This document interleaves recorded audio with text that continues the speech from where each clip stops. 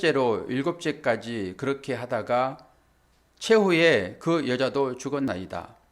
그런즉 저희가 다 그를 취하였으니 부활 때에 일곱 중에 네 아내가 되리이까. 예수께서 대답하여 가라사대 너희가 성경도 하나님의 능력도 알지 못하는 거로 오해하였도다. 부활 때에는 장가도 아니 가고 시집도 아니 가고 하늘에 있는 천사들과 같으니라. 아멘. 제가 여러분들에게 한번 똑같이 물어보겠습니다. 오늘 이 사건이 지금 사두개인들이 예수께 물어보는 거잖아요. 그럼 제가 여러분들에게 똑같이 물어보게 되면은 어떻게 말할 수 있습니까? 죽게 되면 다 천국 갈 건데 이 일곱 형제가 이게 지금 형사치수제 이런 거예요. 이게 계대결혼. 그래가지고 그 당시에는 풍습 자체가 형이 죽어서 후사가 없게 되면은 둘째가 그 형수에게 들어갑니다. 둘째가 또 후사가 없어 죽게 되면은 셋째가 들어갑니다. 이렇게 일곱째까지 다 들어갔다 이 소리예요. 지금 다 한 여인과 결혼했다 이런 거예요. 그리고 결국 애를 낳게 되면은 누구의 자녀가 될까요? 첫째 자녀가 됩니다. 애를 내가 낳았어도 그건 첫째 자녀의 애가 된다니까요. 그 당시 풍습이. 천국 가가지고 이렇게 다 갔는데 이 부인이 누구 부인이에요? 누구 부인일까요? 그러면 얘기를 해야죠. 목사님 무슨 말씀하세요 지금. 부활 이후에는 결혼도 없고 장가도 안 가고 시집도 안 가는데 그런 일이 있을 수 있어요? 지금과 똑같이 얘기하면 맞는 거죠. 그 당시에 사두개인들도 이 부활을 믿지 않았다고요. 그러니까 부활 이후에 이런 혼돈이 있지 않겠습니까? 이 부활을 믿지 않으니까요. 그 당시에도 이 사두개파, 이건 다윗 시대에 제사장으로 있었던 사독이 있어요. 사독의 후손들이에요. 그래서 그 파가 형성이 된 거죠. 사두개파, 사두개인들이라고 얘기하잖아요. 이제 그 반대편에 누가 있었냐? 바리새인들이 있었습니다. 우리가 잘 아는 바리새인들. 바리새인 중에서도 파가 두 개로 나눠지는데요. 샴마의 학파, 그리고 힐레 학파가 있었어요. 그냥 듣고만 넘기시면 돼요. 그 중에서도 샴마의 학파는 아주 보수적이고요. 그리고 이제 힐레 학파는 아주 진보적이에요. 똑같이요. 우리가 살고 있는 이 시대의 정파, 이것 때문에 물고 뜯고 난리들을 피우잖아요. 신약 시대도 똑같이 있었고요. 이것이 구약에도 그대로 있습니다. 다른 게 아니에요. 그럼 뭘 생각해 볼까요? 모든 인간은 다 똑같다. 다 똑같다. 이렇게 보시면 돼요. 그 당시에도 이런 일이 있었다고요. 그래서 주께서 말씀하시는 거예요. 이 부활에 대하여. 그리고 이 사두개파 이 사람들은 제사장들이 이제 후손인데 아주 바리새인과 적대적 관계에 있었고 이 사람들은 AD 그러니까 서기 70년경에 없어졌습니다. 지금도 이제 바리새파는 계속 있고요. 이 사람들이 주장하는 것은 부활이 없다. 당연히 부활이 없게 되면은 영원히 죽지 않는다. 이 얘기도 믿지 않는 거예요. 그러니까 여러분이 신앙생활을 하고 있으면서 나는 지금 바리새파에 속해 있는가? 바리새파에서도 샴마의 학파에 속해 있는가? 힐리 학파에 속해 있는가? 이것도 보셔야 되고요. 그리고 나는 오늘 이 사두개파에 속해 있는가도 보셔야 된다고요. 그래서 사두개파나 바리새파나 다 예수님 반대편이 있었어요. 이 사람들은 부활을 믿지 않았기 때문에 당연히 영생 불멸을 안 믿죠. 이들에게 미래가 없죠, 당연히. 그러니까 현세에만 급급하는 사람들. 그래서 이 사람들은 제사장들과 거의 한 편에 서 있던 사람들이에요. 그리고 이 제사장들은 이 권력자들과 함께 서 있었고요. 하나님을 섬기는 제사장들이 그랬단 말이에요. 그리고 우리가 늘 적대시하고 그 바리새주의에 대한 얘기를 늘 했는데, 이 사람들은 어떤 식으로의 그 미래를 생각했냐 그러면은 부활은 차후에 일어날 것이다 라고 하는 거예요. 그래서 예수님께서 그 마르다를 만났을 때, 나사로가 죽었을 때 만나잖아요. 그때 여러 얘기를 하는데 그 자매가 우리도 그거 알아요. 이후에 부활할 것은 우리도 믿어요. 이게 바리새파주의예요. 우리도 여러분이 그 신앙을 지금 견지하겠다 하게 되면은 여러분 바리새주의예요. 그럼 예수님 반대편에 있다고요. 차후에 일어날 것이다. 하나님 나라도 우리가 죽고 다음에 가게 될 것이다. 이렇게 하는 날을 믿게 되면 여러분은 똑같이 율법주의 가운데 있는 것입니다. 그러니까 이 사두개파나 바리새파나 다 똑같아요. 그런데 예수파, 그리스도파는 다릅니다.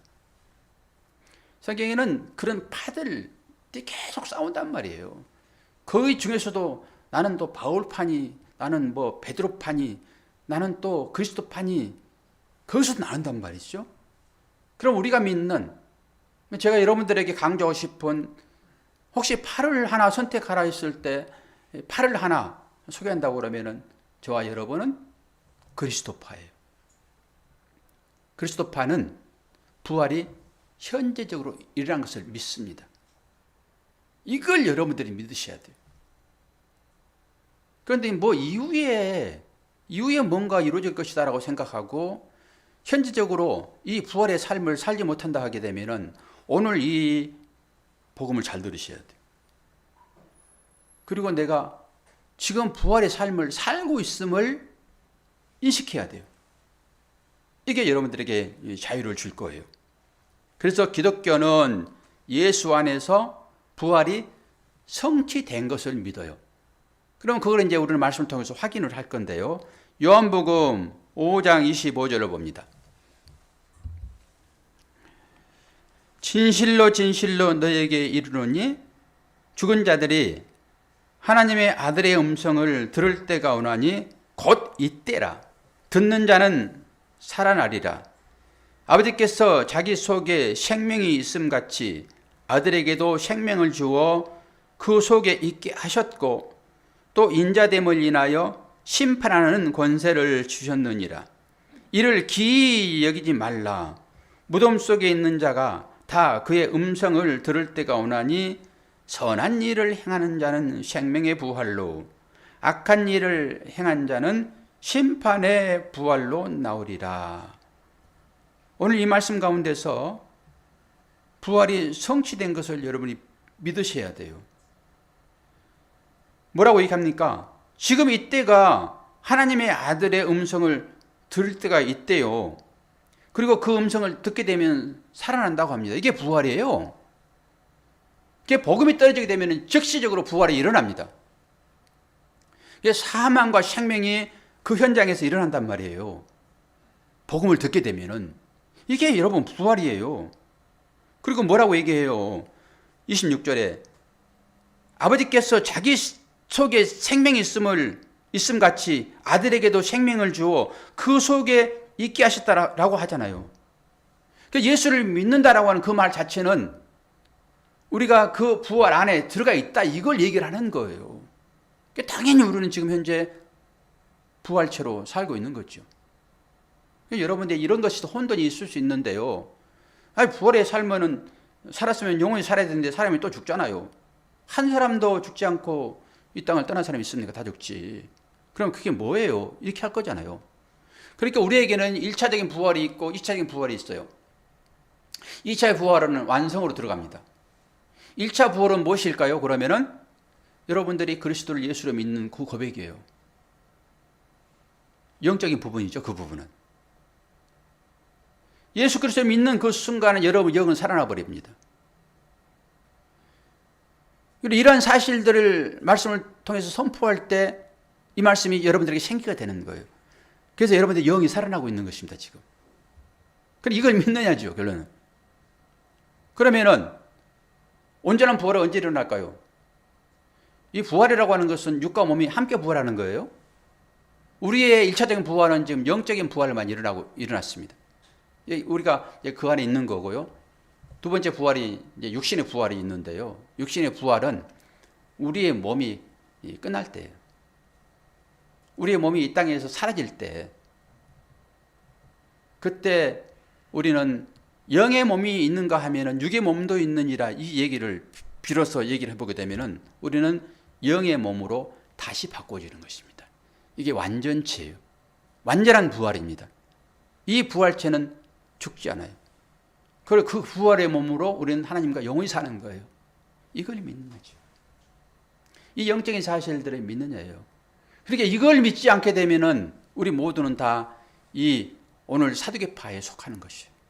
그리고 조금 나가긴 했지만 바리새파에 속하는 거예요. 앞으로 일어날 것을. 그리고 이 땅 가운데 하나님의 삶은, 하나님 나라의 삶은 없지요. 지식을 벗고 살지만은 하나님 나라는 없어요. 이러한 사실들을 여러분들이 인식하느냐예요. 이 인식이 누구에 의해서 가능할까요? 오늘 성령을 기다리라고 하시는 그 성령에 의해서만 가능해요. 예수 그리스도를 주로 시인하는 그 자체가 성령의 임함이에요. 이걸 진실로 받아들여서 그 삶을 살고 우리 입술로 그걸 고백했느냐라고 할 때 성령이 나를 주장하고 있구나 라고 하는 사실들을 인식할 것입니다. 이게 희미하게 되면은 우리는 계속 혼돈 가운데 들어갈 수밖에 없어요. 왜 주께서 부활하신 이후에 성령을 기다리라고 얘기를 해요? 성령을 기다리라고 그러잖아요, 지금. 예루살렘을 떠나지 말고. 그런데 그 당시에도 이 부활 논쟁이 있었다는 이 사실들을 여러분들이 인식을 하시기 바랍니다. 말씀 한 절을 더 볼까요? 고린도전서 15장. 그리스도께서 죽은 자 가운데서 다시 살아나셨다 전파되었거늘 너희 중에서 어떤 이들은 어찌하여 죽은 자 가운데서 부활이 없다 하느냐. 만일 죽은 자의 부활이 없으면은 그리스도도 다시 살지 못하였으리라. 아멘. 여기 생명이 있습니다. 부활이 없다고 얘기하게 되면은 그리스도의 부활을 여러분들이 인식을 하지 않는 거예요. 여러분 그리스도의 부활을 보셨습니까? 2000년 전에 우리가 어떻게 살았습니까? 그리고 아브라함은 4000년 전에 어떻게 그 부활을 믿었어요? 어떻게 이삭을 다시 하나님께서 살려낼 것이라 믿었냐고요.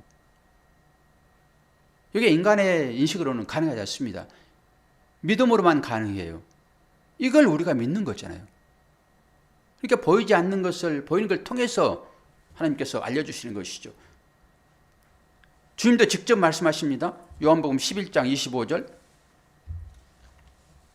예수께서 가라사대 나는 부활이요 생명이니 나를 믿는 자는 죽어도 살겠고 무릇 살아서 나를 믿는 자는 영원히 죽지 아니하리니 이것을 내가 믿느냐. 여러분 믿습니까? 그럼 여러분은 지금 부활의 삶을 살고 있는 것입니다. 이걸 믿느냐예요. 그 당시에도 부활 논쟁이 있었다라고 하는 사실들을 생각하게 되면 당연히 우리 가운데도 그런 불신앙이 있어요. 근데 계속 말씀을 드리면서 그 불신앙들을 여러분들이 떠나보내야 돼요. 희석시켜야 돼요. 그리고 믿음만 남겨놓으셔야 돼요. 그 금을 채취할 때 자꾸 물을 통과시키면서 이렇게 하면서 금을 걸러내듯이 그 삶을 사셔야 돼요. 근데 말씀을 듣지 않으면은 늘 희미해진다고요. 퇴색돼집니다. 옛날에 청동굴이 그걸로 해가지고 거울을 만들었잖아요. 그 당시엔 거울이 유리거울이 없었습니다. 청동을 바짝 닦게 되면은 거기에 자기 얼굴 비춰진다고요. 근데 닦지 않으면요, 청동은 녹이 들어가지고 안 보입니다. 그 거울을 얘기해요, 성경은. 그 거울을. 여러분 똑같지요. 예수 믿는다 하지만은 자꾸 흐려진단 말이에요. 뭐 때문에 흐려지죠? 세상적인 오염이요. 세상의 오염이 자꾸 그 거울에 묻게 되면은 흐려져가지고 믿음이 잘 드러나지를 않아요. 그래서 말씀을 보고 기도를 하고 하는 거지요. 두 번째, 사도들에게 주께서 뭐라고 말씀하셨어요? 예루살렘을 떠나지 말라고 얘기했습니다. 예루살렘. 그럼 예루살렘을 떠나지 말라는 것은 왜 떠나지 말라 했을까요? 예루살렘은요, 지금으로 보게 되면 교회입니다. 그 예루살렘, 그 성전이 세워진 그게 모리아산이고요. 거기에 십자가가 서요. 교회가 그런 거예요. 그래서 교회를 떠나지 말라 얘기하는 거죠. 내가 성령을 너에게 줄 것인데 예루살렘을 떠나지 마라. 그럼 예루살렘 밖에도 성령이 있을 것인가? 지금 시대에는 다 있겠죠. 그러나 영적인 의미인 것이잖아요. 늘 교회를 중심 삼아서 여러분들 사시지 않으면은 예루살렘을 떠나서 세상 가운데 있게 되는 거죠.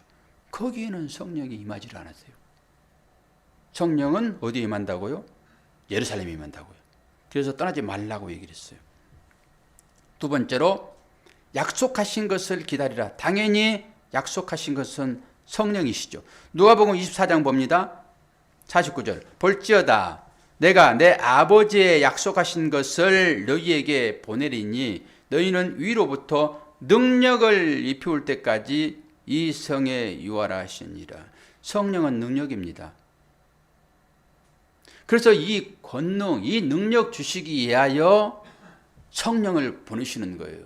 능력 주시기 위하여. 그래서 성령을 받게 되면은 권능이 나타납니다. 당연히. 이거 하나하나 세세하게 풀어내면요 정말 재미있습니다.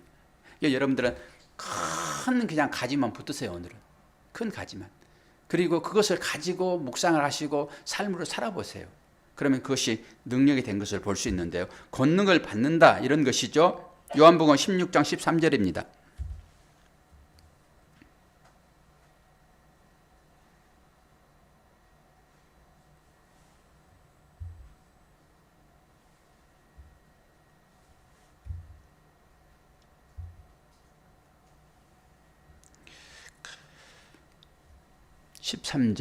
아니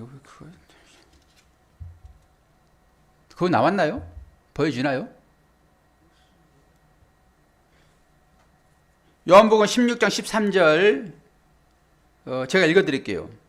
그러하나 진리의 성령이 오시면 그가 너희를 모든 진리 가운데로 인도하시리니 그가 자의로 말하지 않고 오직 듣는 것을 말하며 장래 일을 너희에게 알리시리라. 성령이 오시게 되면은 진리 가운데로 인도한다. 그 말은 뭐죠? 진리가 인식된다라고 하는 거예요.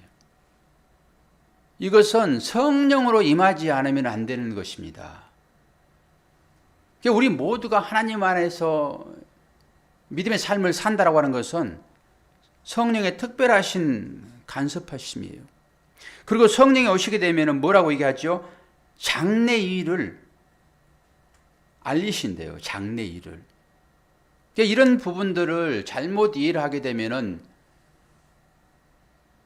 말씀이 자칫 점쟁이가 되는 거죠. 장래 일을.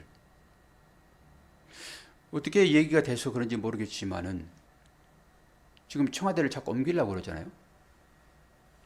야당에서 하나의 공격의 빌미가 되는 것은 뭐가 쉬지 않았냐 이런 거예요.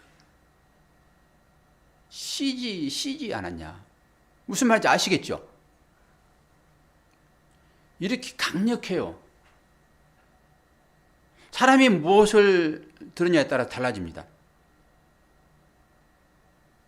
근데 거기 들어가면은 어떤 소리를 했길래 그렇게 그러는지 모르겠으나 장래 일은 그런 거 아니에요. 장래 일은. 저나 여러분은 장래 일을 다 하시죠. 그 장래 일이에요. 내일 모레 뭐 거기 들어가면 어떻게 될 것이야 이런 얘기 아니라니까요. 장래 일이라고 하는 것은. 장래 일은 예수 믿으면 구원 받는다예요. 예수 안 믿으면 지옥 간다 이거란 말이에요. 이게 예언입니다, 여러분. 이 사소한 어떤 일들을 가지고 거기에 여러분 마음 쓰지 마세요. 우리 모두는 다 하나님의 보편 은사 가운데 들어있어서 비 올 때 같이 비 맞고 어려움 당할 때 같이 어려움 당하고 믿는 자라 해가지고 뭐 위험을 피해갑니까? 그러면 목사는 코로나 안 걸려야죠. 제가 일빠따로 걸리잖아요. 그런 게 아니란 말이에요. 이런 부분들은. 그리고 진리관대로 우리를 인도한다. 그런데 그것이 자의로 말하지 않고 오직 듣는 것을 말한대요. 듣는 것을. 여기 이제 증인의 삶이 나올 텐데요. 뭘 듣느냐가 너무너무 중요합니다. 여러분들이 말씀을 듣지 않고 복음을 듣지 않고 하나님 말씀을 듣지 않고 다른 것을 듣게 되면은 여러분의 삶은 그리 들어가게 돼 있어요. 그러니까 동시에 여러분 청동거울이 됩니다. 지혜와 지식이 없어집니다. 모든 것은 하나님의 말씀에서 다 나와요. 일반적인 어떤 사건을 해결할 때도 하나님께서 지혜를 주십니다. 물론 그 깨달음이라고 하는 것은 예수를 아느냐로 지혜가 모아지는 것이겠지만은 다른 것도 주신다라고 하는 사실들을 늘 아셔야 돼요. 그러면서 요한복음 16장 8절 이건 띄었나 모르겠네. 잘 안 보여요. 읽어드릴게요. 왜 이렇게 안 맞지? 다 체크를 했는데. 16장 8절 나옵니까? 여기는? 나와요? 이 글씨가 너무 적어가지고요. 제가 잘못 보는 나 이거 안 보고 그냥 온라인 예배 들으신 분들은 이게 잘 안 되면 찾으시면 돼요. 이 똑같이 나와요. 이거 맞는 것 같네. 자, 성령이 오시죠. 이제 성령을 기다리라 했으니까 기다렸으면은 성령이 오실 거잖아요. 오셔서 하시는 일이 뭔가라고 하는 거죠. 요한복음 16장 8절 11절 보게 되면은 그가 와서 뭐라고 합니까? 죄에 대하여, 의에 대하여, 심판에 대하여 세상을 책망하리라. 여기 세상은 여러분이에요. 죄에 대하여라 하면 이게 해석을 달아놨죠. 죄에 대하여라 하면 저희가 나를 믿지 아니하며, 제가 뭐라고 그랬죠? 하나님을 믿지 않는 거라고요. 죄는 하나님을 믿지 않는 것입니다. 여러분들이 일상적인 짓는 그 죄를 가지고 죄를 하지 마세요. 물론 도덕과 윤리적인 죄에서는 죄인 것이나 성경에서 말하는 죄는 아니에요. 그게 그걸 타고 넘어가게 되면 요 죄까지 나오게 돼 있어서 그거 조심하라는 거예요. 그 죄의 온 뿌리가 우리의 삶에 여러 가지 죄로 변장해서 나타난단 말이에요. 근데 그걸 타고 들어가면은 꼭 하나님을 믿지 않는 것으로 나오게 돼 있어요. 하나님 믿지 않기 때문에 우리가 일상적인 그런 오염된 죄를 짓는 거죠. 당연히. 그래서 그런 거 하지 말라고 얘기를 하는 거죠. 그러면서 의에 대하여라 하면 뭐라고 합니까? 내가 아버지께로 가니 너희가 다시 나를 보지 못하며. 의가 뭐라고 그래요? 아버지께로 가는 거래요. 그러니까 여러분들에게 칭의가 입혀졌잖아요. 그럼 여러분을 어렵다라고 하는 것은 뭐예요? 하나님 나라의 직행이에요, 그게. 의는 그런 거라니까요. 의라고 나에게 칭의가 주어졌다라고 하는 것은 너는 하나님 나라에 가는 사람이야, 이 얘기예요. 일상적으로 얘기하는 아이고 의로우시네요, 이런 얘기 아니에요. 그리고 11절에 심판에 대하라 하면 뭐예요? 이 세상 임금이 심판을 받았습니다. 이 심판이 우리한테 적용되지 않으면 오늘 구원 없습니다.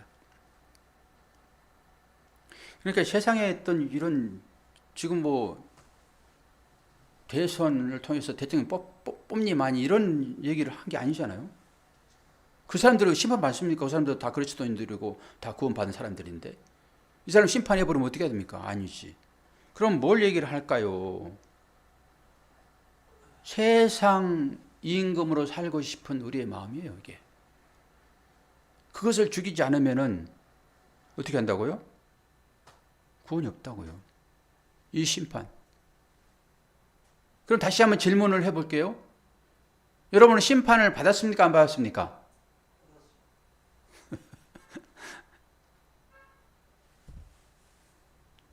죄에 대한 심판이 떨어졌어요, 우리에게.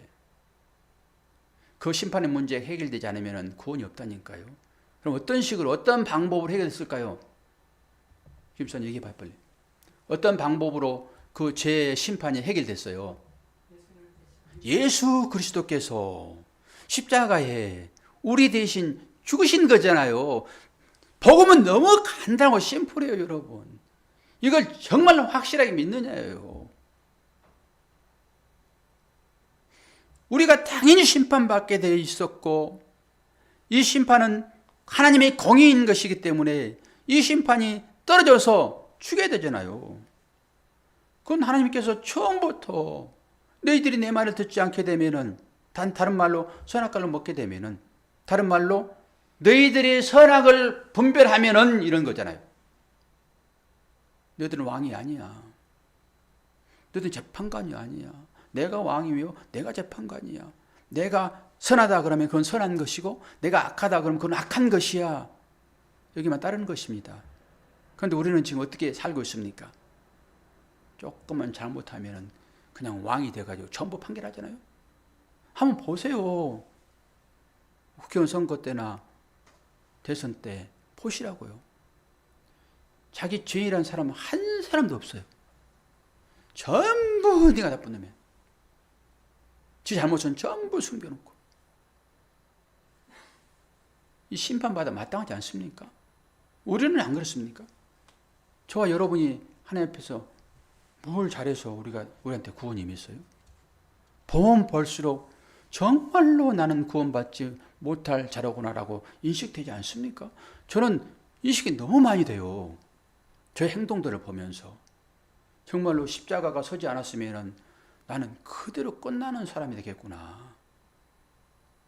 여러분 몇 점 받을 수 있어요? 100점 받지 않으면 못해요. 하나님 나라에 못 갑니다. 율법을 한 개라도 어기면은 여러분 율법을 지키지 않는 것이 되잖아요. 그럼 율법을 지키면 구원 받는데 우리 대신 누가 율법을 다 지키셨어요? 주님이요. 그래서 그걸 넘겨준 거잖아요. 이게 정과 예언이. 이걸 자꾸 여러분 새기셔야 돼요. 그리고 마가복음 6장 다시 하나 봅니다. 예수께서 거기를 떠나사 고향으로 가시니 제자들도 쫓으니라. 안식일에 대해 회당에서 가르치시니 많은 사람이 듣고 놀라 가로되 이 사람이 어디서 이런 것을 얻었느뇨? 이 사람이 받은 지혜와 그 손으로 이루어지는 이런 권능이 어찌 되느뇨? 이게 능력입니다. 성령을 받게 되면요, 이 권능이 주어집니다. 누가 주죠? 주님이 당사자예요. 주님이 사역하실 때 사람들이 얘기하잖아요. 뭘 가르쳤을까요? 생전 듣도 보지도 못한 말씀이요. 율법으로는 도저히 이해될 수 없는 말씀이요. 율법으로 그들은 다 알아요. 바리새인들은 율법에 능통한 자였잖아요. 사도 바울도 마찬가지고 성경을 다 꿰찼다니까요. 근데 주께서 이걸 얘기를 해요. 그 안에 감춰져 있는 비밀들이요. 성전을 허물어라. 내가 사흘 만에 다시 일으키리라. 그 성전이 누구라고요? 민주 씨, 그 성전이 누구라고? 예수 그리스도. 그걸 얘기를 하고 있잖아요. 그런데 그것은 성전을 허라고 그랬더니 이것이 몇 년 동안 성전을 지은 건축인데 이걸 허라고? 그렇게 본단 말이에요. 여러분 일상에 나타나는 크고 작은 수많은 그 일들을 내용으로 보지 못하게 되면 똑같습니다. 이게 사두개인들이고 이게 바리새인들이라니까요. 예수님 반대편인 사람들. 그 주어지는 걸 가지고 현상으로만 봐버리게 되면은 이 성전으로 그냥 보는 거예요. 그리고 성전 섬기는 거예요. 그게 성전주의라고요. 그 성전이 예수님을 예표하고 있었잖아요. 허르라, 이게 뭐예요? 너희들이 나를 죽여야 돼. 이런 말 아닙니까?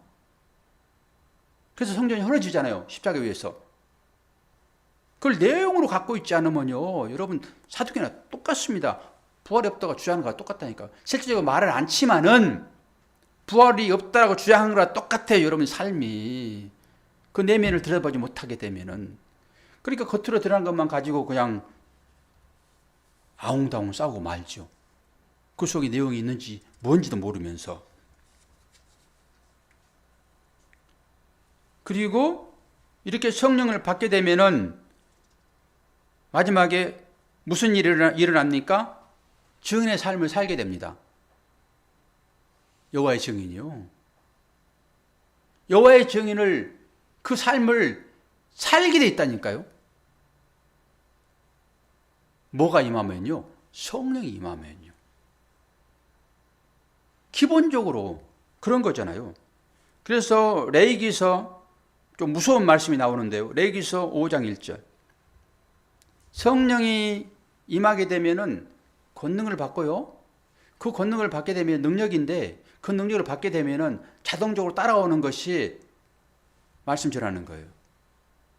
말씀 전하는 거.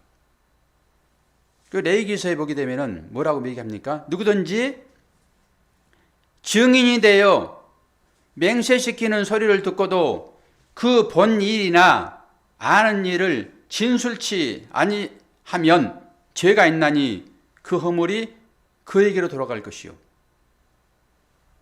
증인. 그래서 떠나지 말라고 하는 거예요. 그들을 증인 삼겠다라고 하는 거죠. 결론적으로. 너희들이 예루살렘 떠나보게 되면 증인 삼지 않을 거야. 내가 너희들을 증인 삼기 위하여 성령을 보낼 것인데, 그 성령을 받기 전까지는 떠나면 절대 안 돼. 그리고 성령이 임했더니 그들이 말씀을 전하잖아요. 그러니까 그들에게 핍박이 임하는 것입니다. 그러니까 복음 전하는데 핍박이 임하지 않으면은 가짜일 수 있어요. 거짓말 전할 수 있단 말이에요. 여러분의 삶 가운데 또 복음이 들어오게 되면은 여러 가지 다양한 일들이 생겨나요. 우리가 어떻게 하나님을 믿었습니까? 정한수 떠놓고 목욕 제기하고 거기다 비나이다 하는 심령으로 처음에는 다 그리스도를 믿죠. 저도 그랬으니까. 여러분은 안 그렇습니까? 지금 와가지고 의로운 자 돼서 여러분이 돌아보니까 옛날에는 내가 그렇지 않은 것처럼 느껴지지만은 처음에 전부 그렇게 믿습니다. 그런데 말씀에 비춰보게 되면은 다르잖아요. 그러니까 그렇게 하나님을 믿게 되는 사두개인들이나 바리새인들은 다 떠나게 되어 있습니다. 그래서 교회를 다 떠나게 되어 있어요. 제 결론은 교회는 알곡과 가라지를 분리하는 곳이어야 되는 것이지, 가라지들을 계속 끌어모아가지고 숫자 노름하는 게 아니에요. 교회는. 그렇게 참 선지자는 가짜와 가라지를 구별하여 알곡만 하나님 나라에 데리고 가는 그 사역을 감당하는 게 저는 참 선지자라고 봅니다. 그래서 말세가 되게 되면은 두 가지로 갈라지는 거예요. 수많은 교회가 확장돼서 웅성웅성 개구리처럼 와글와글 하게 될 거고요. 또 한쪽에서는 아주 싸늘하게 될 것입니다. 그러지 않고 이것도 아니고 저것도 아니게 되면 그건 말세가 아니에요. 그러니까 여러분의 삶을 보시라고요. 그걸 바깥에서 보지 마시고요. 이런 얘기들을 자신의 내면으로 들어오게 해야 돼요. 말씀이 임해야 된다고요. 내 삶에. 어떤 일이 발생하는지를 보시란 말이에요. 그래서 그것과 싸우셔야 돼요. 그리고 삶 가운데. 증인의 삶을 살게 되는데, 증인은 뭐예요? 현장에 있었던 자예요. 압축해서 제가 얘기합니다. 현장에 있었던 자를 증인이라고 얘기를 해요. 멀리 있는 자를 증인이라고 하지 않습니다. 증인은 뭐예요? 보고 듣는 것을 말하는 거죠. 보지 않고 들어만 가지고 안 돼요, 여러분. 이게 보는 것은 체험입니다. 잘못 듣게 되면 귀신의 소리를 들을 수 있어요. 내 실제적 눈으로 봐야 되는 거예요. 이것을 만남이라고 하죠. 말씀과의 만남. 말씀은 곧 주님이시니까 이 말씀을 통해서 내가 하나님을 깨닫는가, 주님을 깨닫는가. 이 만남, 이것을 또 다른 얘기로 결혼이라고 얘기를 해요. 성경이 계속 결혼 얘기하고 있으니까. 주님과의 신방을 꾸몄는가, 말씀과 내가 하나가 됐는가, 레마가 됐는가. 그래서 듣고 보고 하는 사람을 현장에 있는 사람이라고 얘기하면서 이 사람들을 뭐라고 그래요? 증인이라고 얘기를 해요. 그러니까 여러분 주님을 만나지 못하고 그냥 듣는 것만 가지고 전하게 되면 여러분 거짓말 전해가지고요 같이 매도당합니다. 그래서 체험신학이라는 얘기를 그래서 얘기를 하는 거예요. 정말로 주님을 만났는가. 이 사람들은 증인이에요. 그리고 이 사람들 하나님 쓰시는데요. 이걸 증인으로 진술치 아니하면은 그의 피를 내 손에서 찾겠다라고 하는 거예요. 그래서 저와 여러분은 이 말씀을 현장에서 들었습니까? 보았습니까? 아멘이죠? 그럼 여러분 증인들이에요. 증인의 삶을 사셔야 돼요, 이제. 그 삶을 살지 않으면은 어떻게 한다고요? 허물을 그에게 돌리겠대요. 그의 허물을. 그래서 사도 바울이 복음 전해놓고 하나님 내 손에 저들의 피가 없습니다. 그런다고. 사도 바울이. 여러분들에게 맡겨진 구원될 자가 누구입니까? 그들에게 복음을 전합니까? 복음은 입으로 전하기도 하지만 삶으로 전하는 거예요. 삶으로. 우리 주위의 사람들이 어떻게 해서 그리스도로 나왔습니까? 어떻게 해서 우리 자녀들이 그리스도로 나왔어요? 여러분들이 복음의 삶을 살았기 때문에, 증인의 삶을 살았기 때문에 그들이 죽기로 오는 거예요. 이게 복음 전하는 거예요. 그때 내가 어떻게 했어요? 내가 죽어주는 거예요. 자아 부인이 일어나는 거예요. 철기가 속에서 올라오더라도 이걸 참아내는 것입니다. 그러니까 내가 온전히 비워질 때 그 삶을 내가 한마디 하지 않더라도 여러분 사기치고 거짓말 치면서 이 말 한다고 상대방이 알아듣습니까? 오히려 돌아서 가지고 삿대질하고 말죠. 그러면은 하나님 영광을 가려내는 거예요, 여러분이. 그럼 어떻게 복음이 증거돼 가지고 그들이 오냐고요. 한마디 하지 않더라도 내가 복음의 삶을 살게 되면은 주의 말씀대로 순종하며 살게 되면은 사랑하면은 미워하지 않고 사랑하면은 그 복음 전하는 거예요, 그게.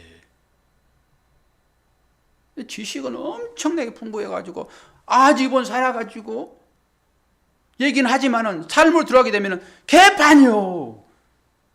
오히려 거짓 증인이죠, 그게. 차라리 예수를 안 믿으면 더 낫죠. 그런 사람들은. 왜 주께서 이런 얘기를 해요, 지금? 그러면서 사도행전 10장 41절 봅니다. 빨리빨리 나갑시다. 모든 백성에게 하신 것이 아니요 오직 미리 택하신 증인 곧 죽은 자 가운데서 부활하신 후 그를 모시고 음식을 먹는 우리에게 하신 것이라. 부활을 믿었느냐요? 지금 우리가 부활을 경험했다 말할 수 없잖아요. 2000년 전에 일한 일들이니까. 그러면 그 부활을 여러분들이 믿느냐? 이것은 뭐예요? 음식을 같이 먹는 거예요. 그렇게 가정해서 생각해 보시라는 거예요. 실제적으로 여기에 나오는 것은 그 부활하신 주님을 목격했던 사람들이에요. 실제로 함께 음식을 먹는 사람들. 이 사람들은 100% 증인이에요. 그래서 증인된 삶을 사셔야 돼요. 그렇게 살지 않았을 때 하나님께서 어떻게 하실지. 42절 하나 안 읽고 넘어갔네요. 우리에게 명하사 백성에게 전도하되 하나님이 살아있는 자와 죽은 자의 재판장으로 정하신 자가 곧 이 사람인 것을 증언하게 하셨고.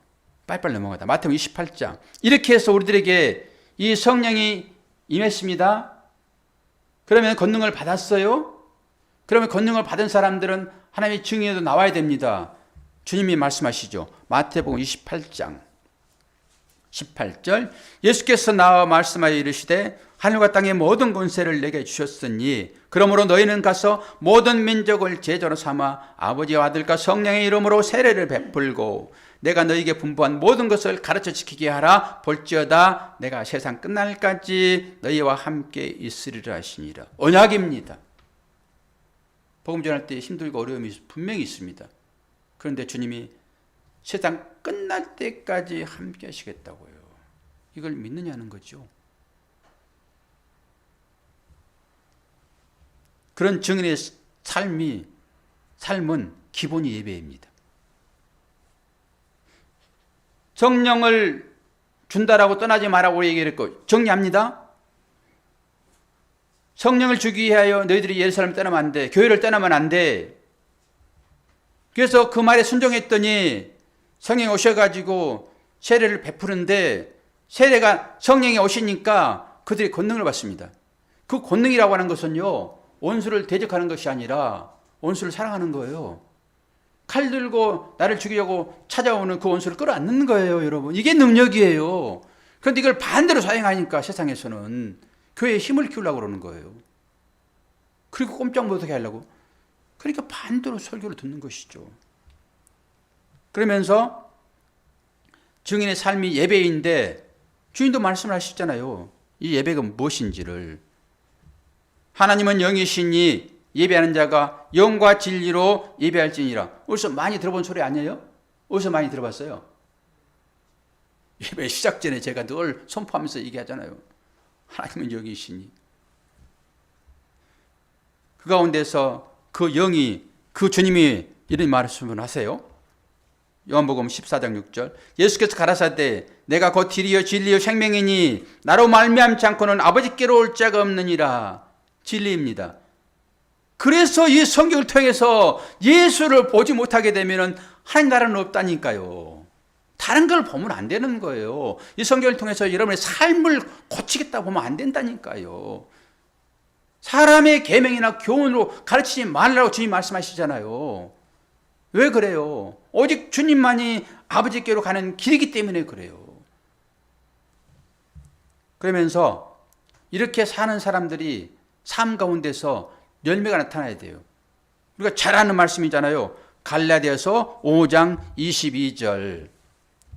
이 말씀을 끝으로 봅니다. 오직 성령의 열매는 사랑과 희락과 화평과 오래 참음과 자비의 양성과 충성과 온유와 절제니 이 같은 것을 금지할 법이 없느니라. 제가 여러 얘기는 했지만 이건 정말로 간단해요. 압축하게 되면은 성령을 받기 위하여 기다려라. 어디에서? 예루살렘에서, 교회에서. 다른 것은 없어요. 그리고 그 성령이 임하게 되면은 권능을 받게 되는데 이것은 능력입니다. 어떤 능력이요? 원수를 끌어안는 능력이요. 원수를 대적하는 것이 아니라 그 원수를 끌어안는 거예요. 다른 말로 사랑이에요, 사랑. 사랑의 능력을 받게 됐다니까요. 여러분이 사랑이 안 나오면은 가짜예요. 성령 안 만든 거라니까요. 그리고 이렇게 성령 받게 되면은 자동적으로 도출되어지는 것이 복음을 증거하는 삶으로 나오는 거예요. 이 삶. 그래서 나를 보면서 상대방이 누구를 봐요? 그리스도를 보는 거예요. 100마디 무슨 말을 합니까? 그것이 하나하나 세부적으로 이 열매가 나타나는 거라니까. 이 열매를 맺고 있느냐? 여러분 증인의 삶을 살고 있는 거예요. 더 올라가서 성령 받으신 분들이라니까요. 왜 주께서 부활해가지고 이 얘기를 하고 있는지를 오늘 명심하셔서 나는 어떤 상태인가? 그걸 확실하게 하셔야지만 흔들리잖아요. 아니 흔들릴지라도 어떻게처럼 딱딱 서게 되는 거예요. 왜 안 넘어지? 어떻게 안 넘어집니까? 넘어지지. 그러더라도 중심이 딱 잡혀 있기 때문에 딱 서는 거예요. 이렇게. 바람 보면 넘어지죠. 누가 밀치면 넘어지죠. 일어서는 거예요, 이게. 기도하겠습니다. 아버지 하나님, 하나님의 능력을 받은 자들이 사도로서의 삶을 살게 되는데 사도들의 발자취가 사도행전입니다. 주님이 이렇게 쓰시기 위하여, 성령 주시기 위하여, 능력 주시기 위하여 예루살렘을 떠나지 말라고 하셨습니다. 교회를 떠나서는 도저히 살 수 없는 우리들이기에 오늘도 말씀 가운데 우리들 맡깁니다. 하나님, 우리를 붙잡아 주시어서 넘어질지라도 늘 일어서게 도와주시고 그 힘으로 이웃을 능력으로 사랑할 수 있도록 도와주시옵소서. 예수 그리스도의 이름으로 기도하옵나이다. 아멘. 195장 찬양드립니다.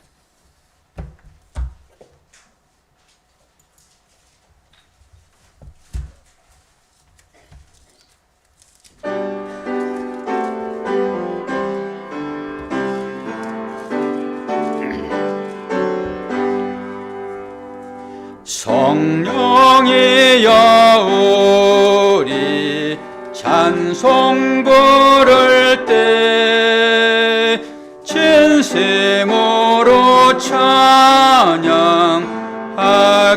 하소서. 성령이여 우리 기도 드릴 때 우리 곁에 계셔 일러주소서. 성령이여 우리 성경 읽을 때 그 속에서 빛을 보게 하소서.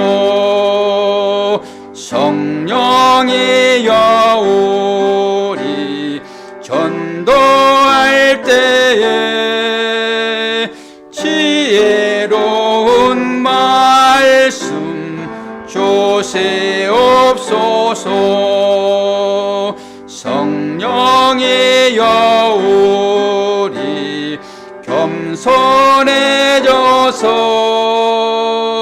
우리 주와 같이 되게 하소서. 아멘. 교회 앞에 소식 전합니다. 오늘 생일 맞으신 분 계십니까?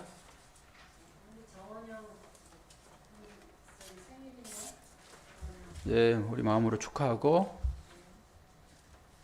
정원영 부인은 수건 챙겨서. 우리 지난번에 결정한 게 있었죠?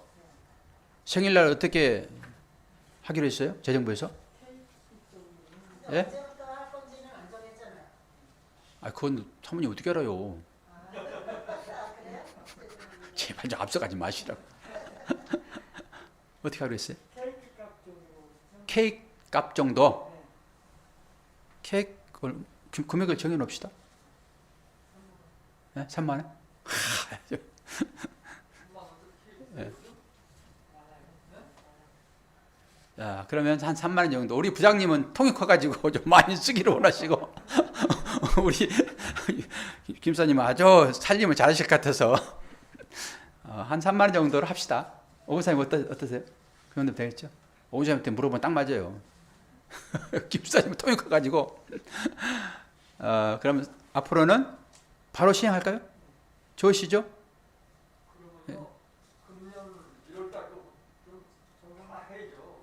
소급 적용해가지고 좀 유식한 말로 소급 적용해서 지나간 분들도 전부 3만 원 지급하는 걸로.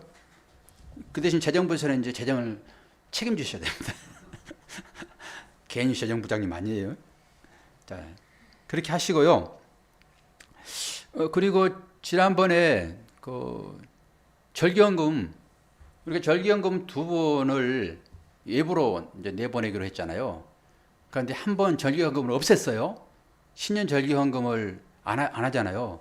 그래서 한 개 가지고 이제 내부로 하고 예부로 하고 그랬는데, 이번에는 이제 외부로 부활절 절기연금이 나올 것입니다.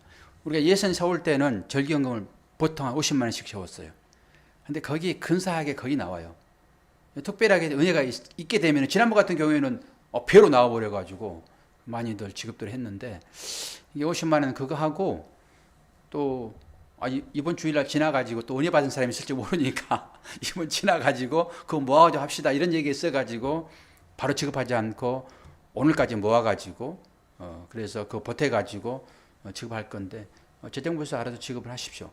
제 전화번호는 제가 따놨는데 그거 드릴 테니까 그거 가지고 오늘 나온 헌금하고 50만 원 책정된 거 하고 해서 알아서 연락하셔서 지급하든 재정부에서 알아서 하십시오. 자, 다 일어나셔서 우리 헌신된 예물을 하나님께 올려드립시다.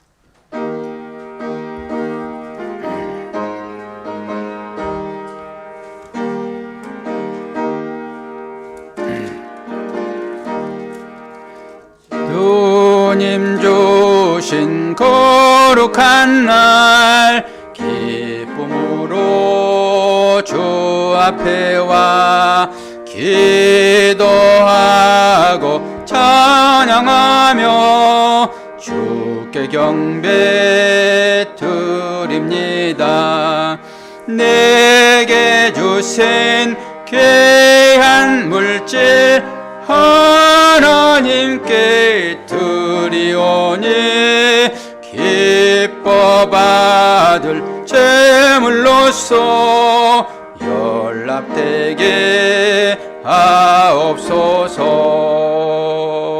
아멘.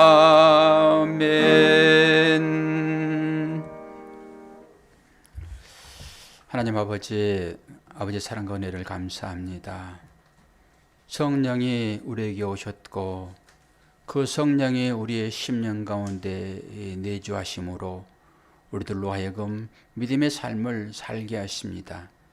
때로 어려울 때라도 넘어질지라도 다시 이렇게 쉬시며 예배자의 삶을 살게 하시니 감사합니다. 코로나가 만연되고 있습니다. 때로는 고난 가운데 들어가기도 하고 그 가운데서도 하나님 은혜를 경험하기도 하시며 또한 건강하게 살도록 또 인도하십니다. 어떤 삶이 주어질지라도 그 가운데서 믿음을 취하는 우리의 삶이 되기를 원합니다. 오늘도 예배중에 나오며 믿음의 고백을 가지고 주 앞에 헌금을 드리는 하나님의 자녀들의 손길을 축복하여 주옵소서. 여러 가지 제목들의 헌금들이 있습니다. 아버지 하나님 받으시고 생명 살리는 그곳에 귀하게 쓰여지게 하여 주옵소서. 우리의 이웃은 힘들어하는 사람들이 많이 있습니다. 거기에 우리의 마음을 조금 보탭니다. 아버지 하나님 은혜를 더하여 주옵소서. 예수 그리스도의 이름으로 기도하옵나이다. 아멘.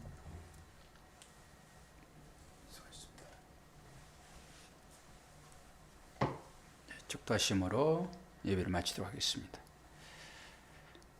지금은 우리 주님 예수 그리스도의 은혜와 하나님 아버지의 크신 사랑하심과 주께서 예루살렘을 떠나지 말라 하시며 보내주신 그 성령의 은혜가 오늘도 믿음 안에서 원수를 사랑하는 능력 받는 하나님의 자녀들의 삶을 또한 그렇게 살기를 다짐하는 하나님의 자녀들을 위해 이 코로나로 인하여서 많은 사람들이 어려움을 겪고 있는 그곳에도 또한 전쟁 중에서라도 믿음 잃지 아니하고 전쟁을 믿음으로 극복하고자 하는 그들에게도 또한 산불로 인하여서 고통당하는 모든 하나님의 자녀들을 위해 지금부터 영원까지 함께 하시기를 축원하옵나이다. 아멘.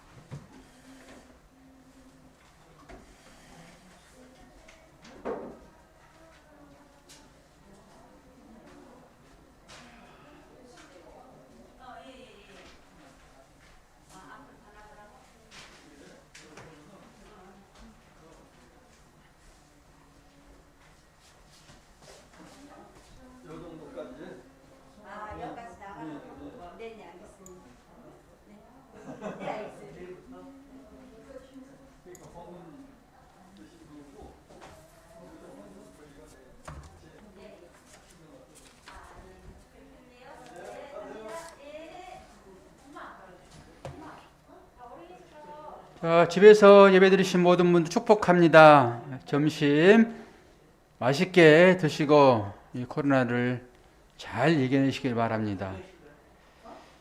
고매 집사님, 박성현 자매님, 이상현 권사님, 컬베리피 네배, 나기건 부장 집사님, 속히 다들 건강하게 다음 주일에는 예배를 봅시다. 자, 들어갑니다.